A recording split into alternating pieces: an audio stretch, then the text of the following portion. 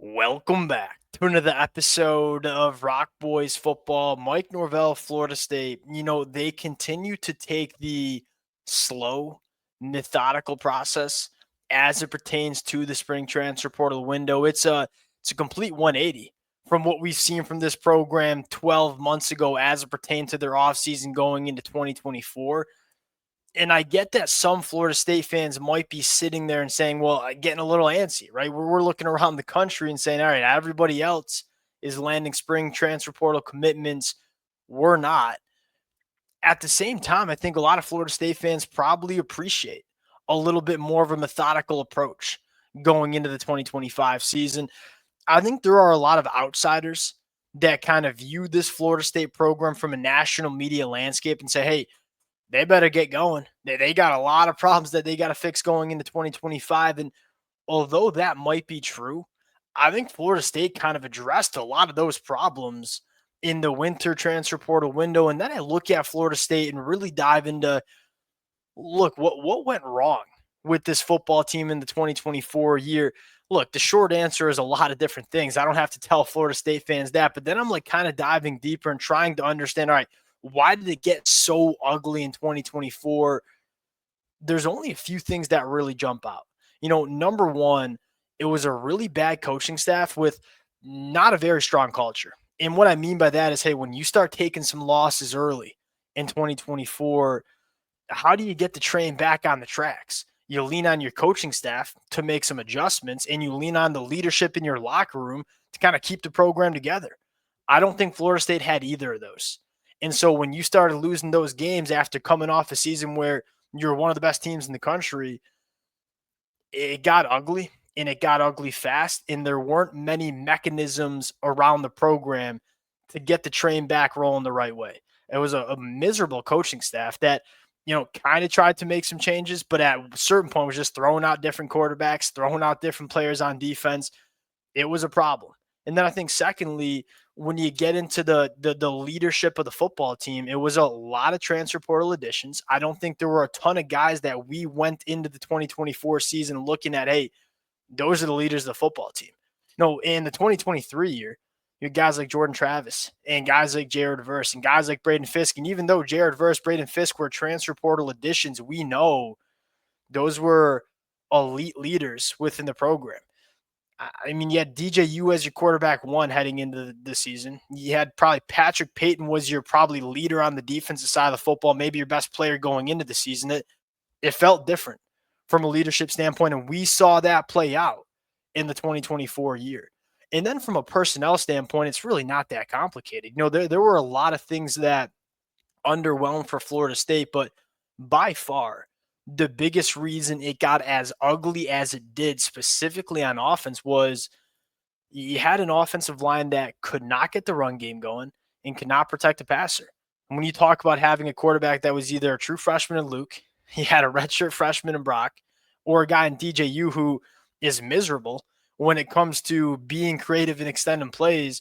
When you don't have an offensive line that can get a run game going and protect the passer, that's how it gets as ugly as it did. Now, you look at how Florida State went to address those problems. I think they've already addressed many of those problems. You look on the offensive line, and I'm not getting up here and saying this offensive line is going to be the best in the country in 2025, but it's way better than it was in the 2024 year. I mean, you have Micah Pettis and Gunnar Hansen as your bookend tackles, two guys that have started 3+ years in the SEC that are not coming to Florida State.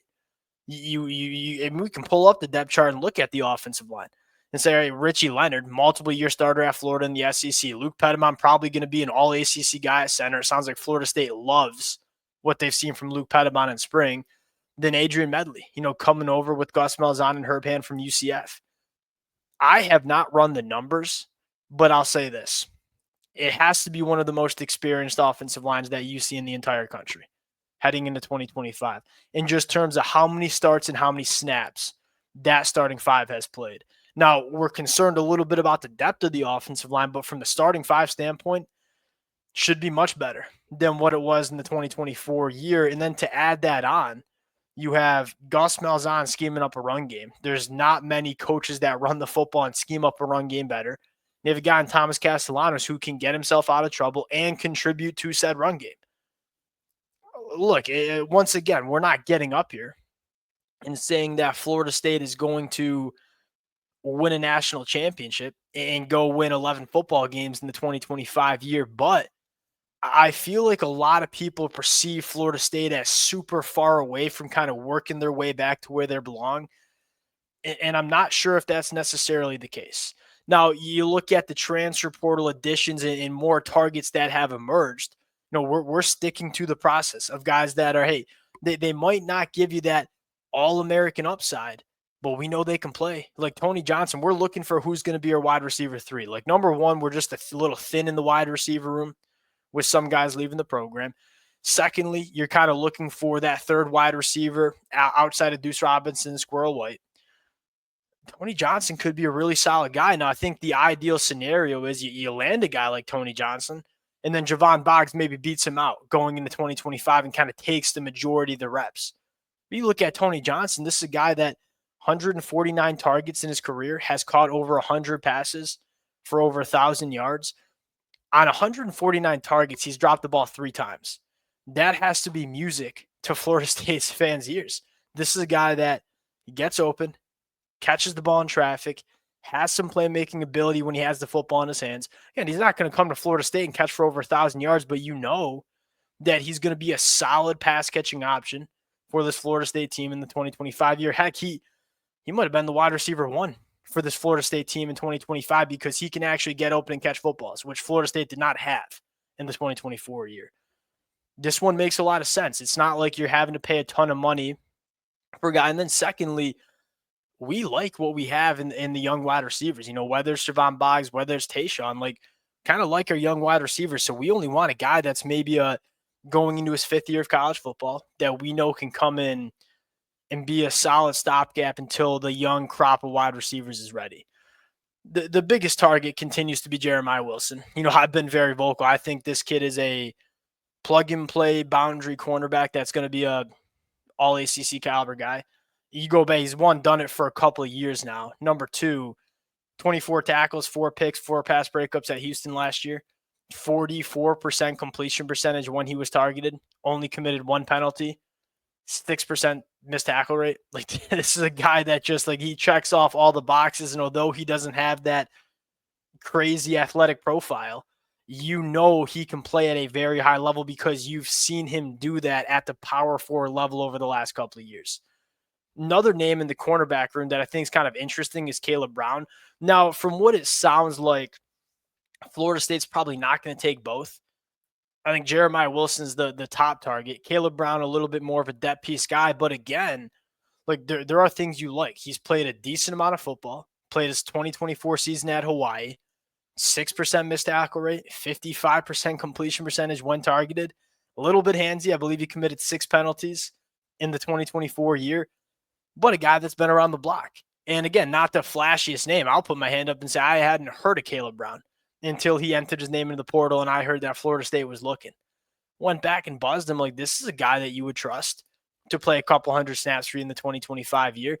Gone are the days where we're going to bet on a guy that was a former top 100 prospect that hasn't played any football in 3 years and now coming to Florida State.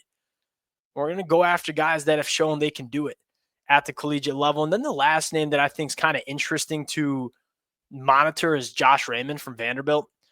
Herb Hand loves this dude. Recruited him out of high school when he was at UCF.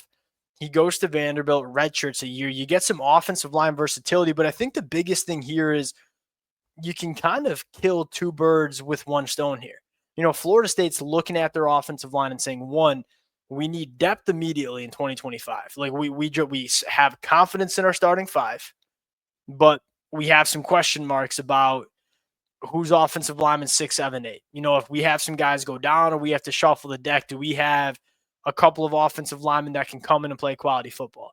Josh Raymond would help your depth immediately in the 2025 year, but also we're going to lose every single one of our starting offensive linemen after the 2025 year.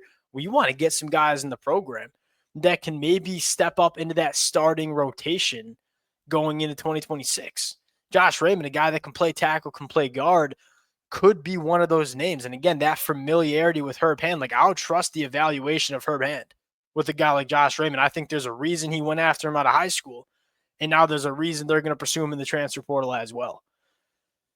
Yeah, you look at what Florida State's doing, and I think on paper, a lot of people assume they need to do a lot of work in the spring. Number one, I think most of the work that they needed to do, they got done in the summer, or in the winter, excuse me. But I think the real important conversation is how can we do things differently so we can be a sustainable program that can compete for championships year in, year out. Florida State under Mike Norvell has been like, all right, we got a really good team right now that we can really compete with, but then we're gonna take a dip. You kind of want to avoid that. I view Florida State, as many fans probably would agree with this, like as a program that should be able to compete for championships year in, year out. We got to start operating like a program that expects to do that. I think that's what you're seeing Florida State do this offseason as opposed to last.